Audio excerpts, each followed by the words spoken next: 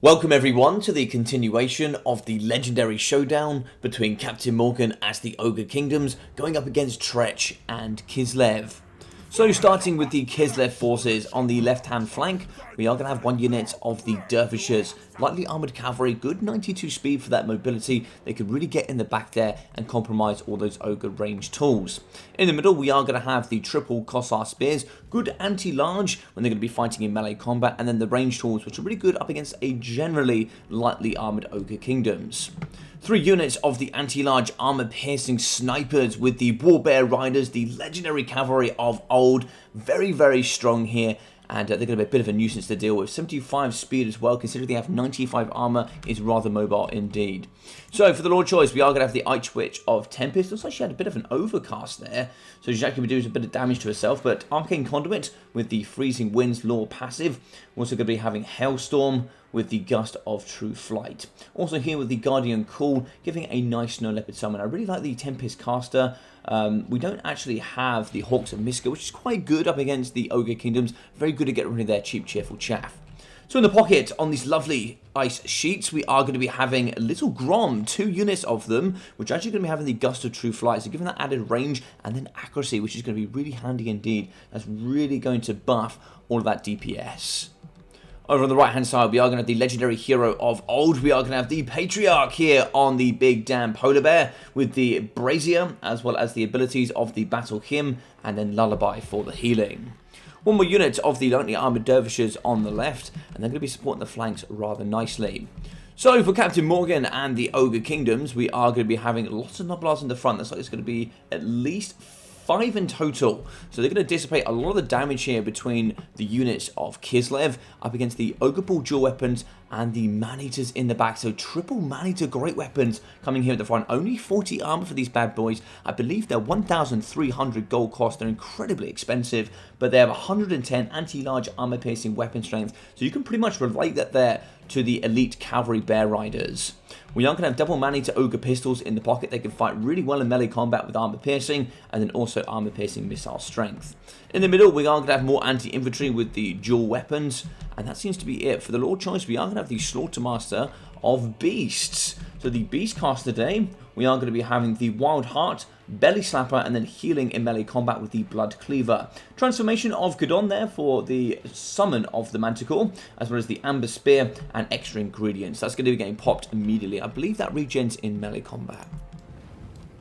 So both sides coming forward, we are going to be shooting into the front line. We did have the Gust of True Flight, giving that a range and accuracy buff, which is going to be really handy, and I would definitely look to smash down these Maneater Ogre pistols. So you're going to be charging into the trees, quite like this here coming from Captain Morgan. That's going to provide quite a bit of protection as we get into the front line. Now we can't hang around in the trees, as that would be breaking attacking rules. However, we are going to move forward with the dual weapon, trying to see if we can bonk on top of the Warbear Riders. Patriarch coming through as well. He's going to be slamming into the backside here of the dual weapons. Now we're going to be surrounding with the Dervishes, and where the Dervishes do quite well here, the Ogre Balls, they've only got 30 armor, so you don't really need much armor piercing weapon strength for the Dervishes, but they have that charge bonus. They can get in and they can do some lovely work indeed for sure. In the back, Warbear Riders going to be fighting 2 units ready to go here. Maneaters are coming in. Now, being withdrawn over the Maneaters, it's probably good to up and round with the Warbear Riders and start fighting elsewhere on the battlefield, maybe compromising the Maneater Ogre pistols that have been left in the trees on their own. So the Slaughtermaster coming forward here with dual weapons on the flanks with Maneater Ogre pistols as support. We do have the anti-large spear Kossars getting pushed off here by Noblars. Noblars can do okay, they will do chip damage, as they don't have much armor here for the Kossars. The Lord Choice coming forward, the Ice Witch Tempest, probably waiting for a Hailstorm. The armor piercing's pretty good, but not too great here up against the Ogre Kingdoms. Definitely would have brought perhaps some different spells. But either way, the Warbear Rider's going to be charging forward up against the Noblars, trying to see if we can, delete these pretty quickly. And it looks like in the back here we are going to get a Hailstorm, so we can just see shards of ice just coming down from the sky here and just rattling into the backside of the Ogre Ball dual weapons, doing some brilliant armor piercing damage. We can see not too much there, as the Monstrous Infantry didn't really get hit too much by that spell. So the Fair Manticore in the sky is going to have really good stats, 450 weapon strength, it's going to have 50 charge bonus and good mobility, and get in the back and really shut down these little Groms if you'd like to. Now the Slaughtermaster going to be fighting in the pocket up against the Kossars. Warbear Riders going to be charging away, but we do have an isolated Lord Choice here. We definitely could get in with the Warbear Riders and start sniping this big large target. So we are going to send the Manticore quite nicely after the Ice Witch, And yeah, this is a very old strategy. Summon Manticores and come after the casters, either caster lords, which I think is a very, very powerful strategy. Now, the Ice Witch is now going to be in and amongst her polar bears, but you don't really care, it's a summon, so just yeet it. Any damage you get is going to be permanent, and it's going to be pretty damn nice. There we go, nice rear charge, that's going to proc by our blood, giving that 30 seconds of Unbreakable. So the Ice Witch is going to get pushed away here. The Fairy Manticore is still going to be hot on the tail of the Ice Witch. She's going to be running away here. If she does break under Terror, that is going to be so bad here coming from Kislev. She's still running away. She's going to be down to 1,400 HP. The Warbear Riders have been caught up with Ogre Ball dual weapons. They're going to be creating this nice shield between themselves and then also the protection of their Ice Witch. Moving forward here, the Maneater Great Weapon's now going to be thumping those ginormous hammers into the backside of the Tempest Caster. The dual weapons also going to be getting in there and just causing some good damage. So really, really good pressure here coming from Captain Morgan and the Ogre Kingdoms. So we're still going to be firing in the front, shooting down up against the Maneater Ogre Pistols. They can fire back now in range. They do have 140 range of just pure armor-piercing missiles. They could really do some good damage up against Little Grom. In the middle, unfortunately, looks like there's going to be enough weapon strength here coming from the Ogre Balls to smash down the Warbear Riders. We also do have some good anti-large Maneater great weapons that really do thump hard here up against the Warbear Riders. So we are going to de-battle him, given that plus 40 melee attack in a 35 meter radius. It's going to be quite handy indeed. And we do see the Lord Choice. She does return in the back on horseback. So she's going to be rather fast at 75 speed. We don't really have too much in the roster of the Ogre Kingdoms to catch up with that. Maneaters with the Ogre Pistols down to 3 models. Going to be firing here up against the Lugong, compromising with the Noblar. So very good stuff there coming from Captain Morgan. We are going to get a Hellstorm in the back, and that's a nice spell there coming forward from Tretch, doing some good damage up against the majority of the infantry. So we're going to charge off, try and see if we can continue to break the Warbear Riders towards the edge of the map. There's not too much room between themselves and the white line, but we do get a return of the Kossar Spears. A couple of volleys here into the Ogre Balls could do some very nice work indeed. The Lord Choice is going to be running away. I don't know quite where she's going to be going, but on the top of the hill we do see Maneater Ogre Pistols just kind of waiting. I'd like to see those getting a little bit more involved. So the Patriarch's going to be charging around, and I do like the fact we're cleaning up with the Warbear Riders. I think a little bit too late at this stage of the game. Haven't really got enough infantry to tie up the rest of the force, and you can see we now can focus down the Warbear Riders at the end of the battle. In the middle, we are going to have Little Grom getting compromised just by mass forces here. Polar Bear Riders just going to be dropping left, right, and centre. And over at the top, the Lord Choice is still running away, but we need to get in and help fight here up against the Maneater Ogre Pistols. So Double Noblar's going to be pushing forward. These are going to be great compromising tools to really get in amongst the Little Groms and prevent them shooting and just being a bit of a general nuisance. Warbear Rider's going to be breaking the back. 3 models here, not looking too healthy. Patriarch in the middle, and we do actually proc by our blood for the Warbear Riders. We're also going to be having Lullaby, giving that healing. I believe that counts about as a 1.5 Earth Bloods. So it should be some pretty decent healing there for the Warbear Riders, but only 3 models left, meaning it's probably not going to be as valuable as usual. Now we do see the Ice Witch. She's going to be having Dismember on herself thanks to the Ogre Kingdom faction ability. But we do see the Patriarch battle him going down for him, but he's going to get taken down really quickly by the Maneater Great Weapons. This was a huge risk there coming from Captain Morgan, but still you very much see that it pays off.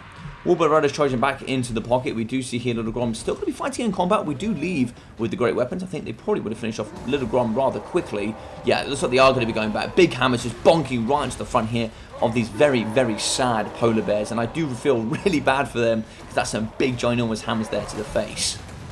Lord Choice is going to be in. She is going to have to fight at this point. She can't really keep running away, and this is the problem with having a bit of a weak Lord on the battlefield, especially up against Ogre Kingdoms, is the fact that pretty much your entire leadership is going to be attached to the Ice Witch, and traditionally you go nice and wide with Kossar Spears, Kossars, and generally try and outshoot the Ogre Kingdoms, but we do see here the Ice Witch is going to be getting away, but for how long? Still to be said. In the back, we are going to be fighting with Little Grom here up against the dual weapons. But it looks like there we are going to be pulling out with Kislev with a great victory coming in from Captain Morgan, who had a great Vanguard advanced build. So for the Slaughtermaster of Beasts, we got only 82 damage value. Didn't quite see what happened to him, but maybe the Polar Bear Riders did get in there and do all the good work. But 530 and 1,700 for the Maneater Ogre Pistols. I really like to see those coming in. Of course, we did see the lead belchers kind of drop off a little bit after they got a couple of nerfs and changes there to themselves. And the Maneater Ogre Pistols, the nice thing about land battles is they can fight in melee combat. So before, with the cannons and the lead belchers, you could just pretty much push them in, compromise them, and they would just die pretty quickly. The Maneater Ogre Pistols are a huge threat. Which is where almost you have to bring in lots of Little Groms, Kossars, really to kind of shoot them down and be a bit of a nuisance. Maneater great weapons, they don't really have much armor, but 1,750, 1,900, and 2,045. Triple Maneater great weapons are absolutely fantastic in this matchup. Something I probably wouldn't have thought about, because of course I would never bring triple Warbear Riders, but the fact that we brought the triple Maneater great weapons was just a great counter pick. And yeah, it was really, really hard there, because of course, you know, they perfectly countered the Warbear Riders, and the Warbear Riders didn't really have much to deal with the Maneater great weapons. So yeah, we did focus down the Maneater Ogre pistols, but it was kind of a two-pronged attack. If you take down the Maneater Ogre pistols, the great weapons thump the remainder of your your army. So it was a really, really nice attempt here coming from Captain Morgan. 714, 732, 800, and 550 for the dual weapons, with 130, 400, 250, 100, and 150 there for the Noblars. So 630 for the Ice Witch Tempest Magic, 550 for the Patriarch, with 1,725 and 1,200 for the Warbear Riders. So overall, one pretty poor. The other two are okay. You would hope to get a bit more. 760, 1,170 there for Little Grom. And, you know, some people might say, well, you know, the value shouldn't really be attached too much to some of these items. And that's true in itself. You know, not everything on the battlefield. So, for example, we take Noblars. They're not really expected to get their value, but they're expected to take a lot of damage away from other units, where you can see actually the Ogre Ball dual weapons were able to perform. That's, you know, invariably what the Noblars are for. Where the Warbear Riders are meant to be your big anti-large armor-piercing snipers. They're the ones that are meant to do the damage. They're the ones that are meant to bring the hurt to the Ogre Kingdoms, and even then we didn't really bring the hurt here, with Little Grom still getting 1.1, 760 there for the other one. I think maybe here, yeah, I think maybe just a little bit too much overinvestment in elite infantry, or should we say, sorry, elite troops. 140, 140, and 260 for the Kossar Spears, with 324 there for the Dervishes.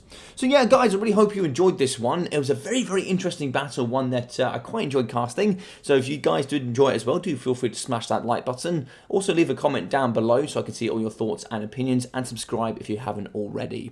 If you haven't checked out the description, you can find all my other social media platforms, including that Twitch and Discord. But other than that, I've been your boy Logic, take care of yourselves, and I'll see you all very, very soon.